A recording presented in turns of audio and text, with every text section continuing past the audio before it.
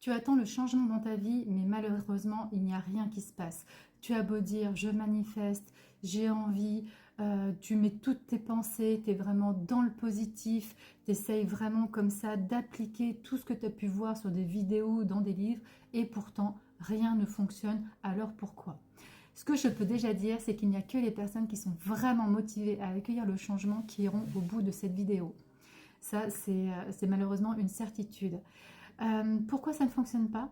Eh bien, je n'aurai qu'une question à te dire, qu'est-ce que tu mets en place?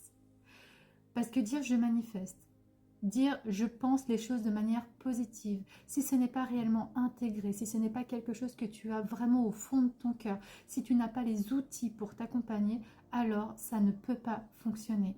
C'est un petit peu comme si tu te disais, eh bien, je vais faire un régime, eh bien je vais juste lire un livre de recettes, sans appliquer les recettes, sans cuisiner, sans acheter des aliments qui sont peut-être plus diététiques, au niveau nutrition, qui sont meilleurs. Je vais simplement regarder les images, feuilleter et me dire que c'est suffisant. Eh bien non, ce n'est pas suffisant.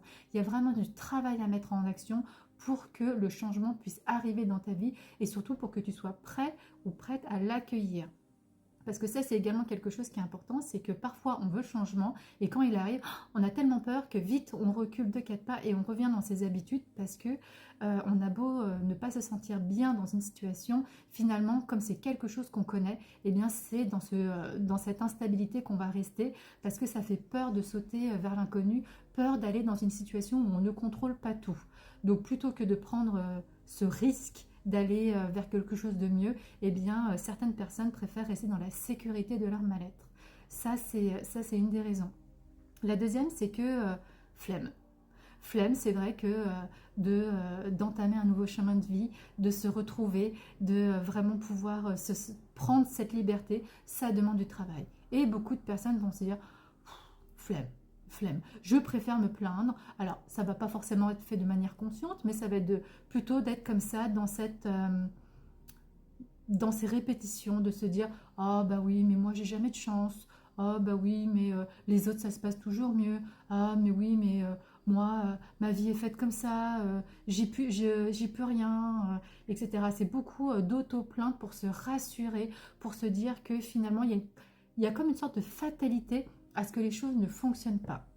Alors qu'en réalité, si on regarde bien, les personnes pour qui ça fonctionne, ce sont des personnes qui travaillent ou qui ont déjà travaillé sur elles-mêmes pour pouvoir être dans cette boucle du changement, pour avoir amorcé ce changement.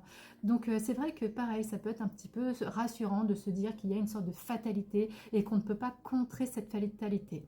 Euh, enfin voilà, pour être en totale transparence, c'est un petit peu comme si, je sais pas, vous aviez mal au ventre et il faut vous guérir, mais finalement vous préférez juste aller voir de temps en temps la plaque du médecin, même pas rentrer chez le médecin, voir la plaque du médecin, vous savez, celle où il y a l'interrupteur, et dire ah, j'ai mal au ventre. Eh ben oui, de toute façon je m'en sortirai jamais. Et vous ne faites pas cette démarche de rentrée, cette démarche de connaissance, cette démarche peut-être d'avoir besoin, d'accepter d'avoir besoin d'aide. Parce que ça également aussi c'est une chose, c'est que des fois par pudeur, par ego, par flemme, eh bien on ne tend pas les mains qui sont, enfin on ne saisit pas les mains qui sont tendues. Parce qu'on se dit mais oui mais moi je vais y arriver par moi-même ou je remettrai ça plus tard parce qu'on sait également que être accompagné d'un coup ça oblige un petit peu à avancer puisqu'on est avec quelqu'un qui nous accompagne et là c'est pareil, bah flemme, je remettrai ça plus tard, etc., etc. Donc le changement c'est vraiment quelque chose qui s'initie, quelque chose qui demande de l'effort, quelque chose qui demande de l'énergie. Parce que oui, on peut demander des choses à l'univers, mais en revanche, bah, pour recevoir, il faut savoir donner. Et donner, c'est pas faire des sourires, c'est pas se laisser aller en disant oui, mais moi je suis gentil avec tout le monde, etc. Ça, c'est non en fait. C'est montrer à l'univers qu'on a envie, mettre de l'énergie à se guérir, mettre de l'énergie à évoluer. Et à ce moment-là, l'univers vient également nous nourrir. Donc c'est vraiment une boucle vertueuse. Mais pour ça, soit on se fait accompagner, soit on est vraiment dans la motivation. Et ça, je tiens à dire qu'il y a très très peu de gens qui sont en capacité, il faut être honnête, il y a très très peu de gens qui sont en capacité à faire cet effort-là seul. Et ça ne veut pas dire que ce sont des mauvaises personnes, mais ça demande plus d'efforts. C'est un petit peu comme si on veut courir un marathon demain, et ben, il y a beaucoup de personnes qui vont regarder des programmes sur Internet, qui vont prendre un coach. Il y a assez peu de personnes qui, dans leur petit coin, sans avoir aucune technique, sans avoir rien, vont réussir à atteindre leur objectif. Eh bien, c'est pareil dans le bien-être, c'est pareil dans le développement personnel. On peut lire des livres, mais déjà, il faut savoir quel livre, il faut savoir quelle méthode nous correspond. Et tout ça, ça demande du temps, ça demande de l'énergie. Et quand on a envie peut-être d'aller un petit peu plus vite, on peut se baser sur l'expérience d'autres personnes, l'expérience de thérapeutes qui sont là justement pour vous accompagner, sans jugement, pour vous tenir la main, pour essayer de trouver les bonnes techniques qui vous correspondent. C'est le principe d'une thérapie, c'est que ça soit personnalisé. C'est pas quelque chose qui est générique, c'est vraiment quelque chose qui vous correspond et qui vous permet ensuite de pouvoir amorcer le changement et pouvoir enfin trouver votre chemin de vie sans être dans une forme de fatalisme ou sans être toujours dans on reporte à demain en se disant ça, un autre jour sera mieux.